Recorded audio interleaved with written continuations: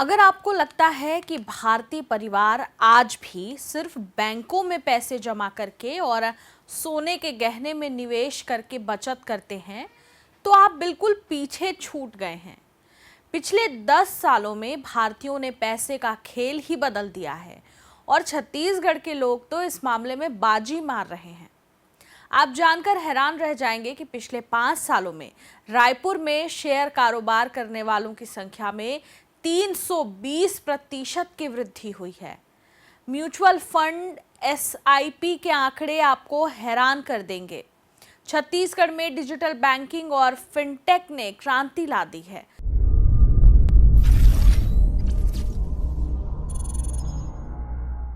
नमस्कार, जरूरी बात में आपका स्वागत है।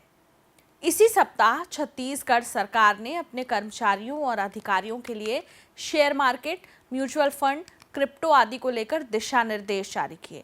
शेयर मार्केट में इंट्राडे क्रिप्टो करेंसी की खरीदी और फ्यूचर एंड ऑप्शंस ट्रेडिंग को सरकार ने अवचार के तौर पर माना है। सरकार के इस फैसले के बाद छत्तीसगढ़ के अधिकारियों कर्मचारियों के लिए इनका लेन देन प्रतिबंधित हो गया है। हालांकि सरकार ने यह भी बताया है कि कर्मचारी और अधिकारी शेयर मार्केट में कहां पैसे लगा सकते हैं। अधिसूचना में इसका भी जिक्र किया गया है। सरकार की इस दिशा निर्देश ने छत्तीसगढ़ में पैसों के निवेश और बचत के बदलते ट्रेंड को भी उजागर किया है। आप जानकर चकित रह जाएंगे कि छत्तीसगढ़ में पिछले 5 सालों में शेयर बाजार के प्रति अभूतपूर्व उत्साह देखा है। 2019 में मात्र 1.2 लाख डीमैट अकाउंट की संख्या 2024 तक 3.8 लाख को पार कर गई है, यानी 217% की हैरतअंगेज वृद्धि। यह आंकड़ा न सिर्फ राज्य के वित्तीय समावेशन की सफलता बताता है, बल्कि यहाँ के युवाओं की निवेश समझ में आए बदलाव को भी दर्शाता है। रायपुर में पिछले 5 सालों में डीमैट अकाउंट की संख्या में 320% की, तो बिलासपुर में 290% और भिलाई में 310% की वृद्धि हुई है। डीमैट अकाउंट नहीं समझे?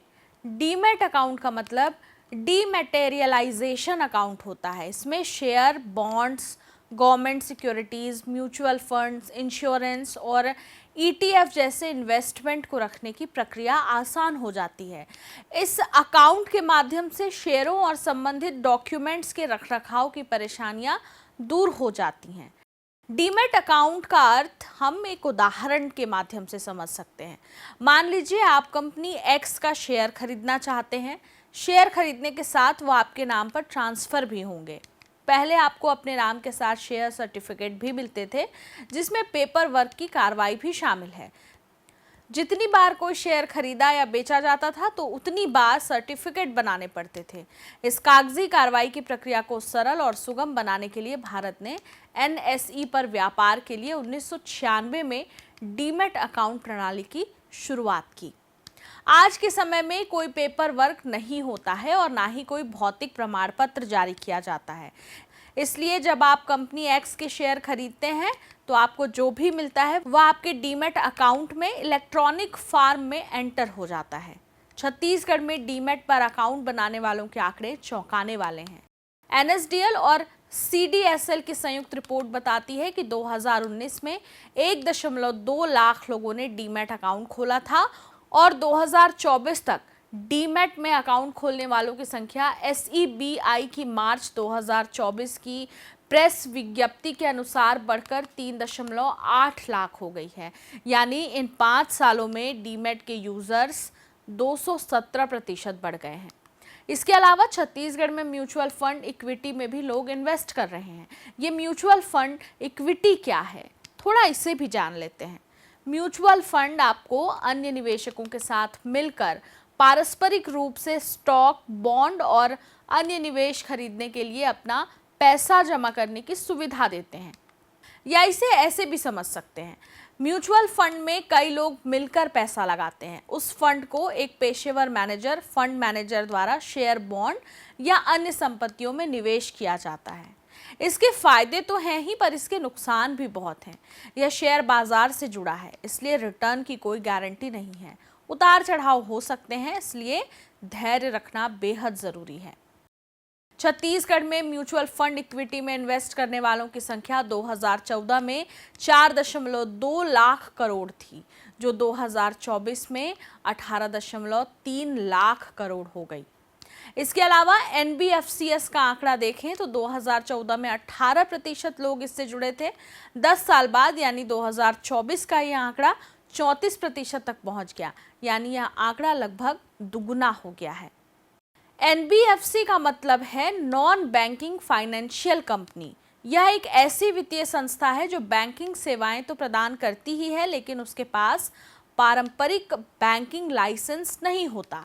सरल शब्दों में ये ऐसी कंपनियां हैं जो लोन, क्रेडिट और निवेश जैसी वित्तीय सेवाएं देती हैं, लेकिन बैंक नहीं है। इसके अलावा सरकारी योजनाओं में भी लोग बड़ी संख्या में निवेश कर रहे हैं। अब जैसे सुकन्या समृद्धि योजना को ही ले लें। इस योजना में छत्तीसगढ़ में लोग खाते खुलवा रहे हैं और बचत की राशि जमा कर रहे हैं। सुकन्या समृद्धि योजना भारत सरकार द्वारा चलाई जा रही एक बचत योजना है, जिसका उद्देश्य बेटी के भविष्य को सुरक्षित करना है, खासकर उसकी शिक्षा और शादी के लिए। यह योजना बेटी बचाओ बेटी पढ़ाओ अभियान का हिस्सा है। इस योजना के तहत बालिका के माता पिता या कानूनी अभिभावक बालिका के 10 वर्ष की आयु प्राप्त करने से पहले उसके नाम पर एक खाता खुलवा सकते हैं। इस खाते में एक वित्तीय वर्ष में न्यूनतम 250 रुपये और अधिकतम 1.5 लाख रुपए जमा किए जा सकते हैं। यह खाता 21 साल की अवधि के लिए खोला जाता है, लेकिन 18 साल की उम्र में शिक्षा या शादी के लिए आंशिक निकासी की जा सकती है।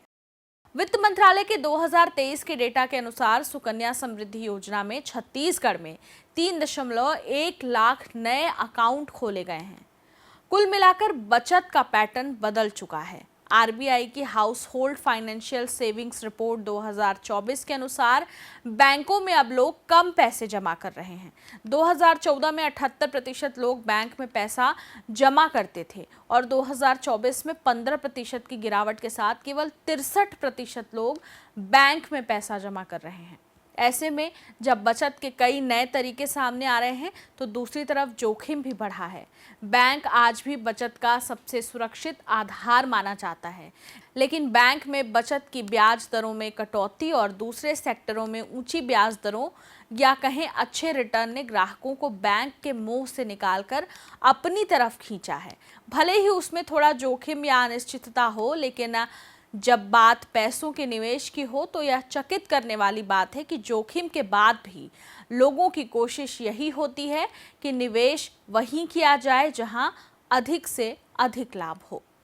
जरूरी बात में फिर होगी बात।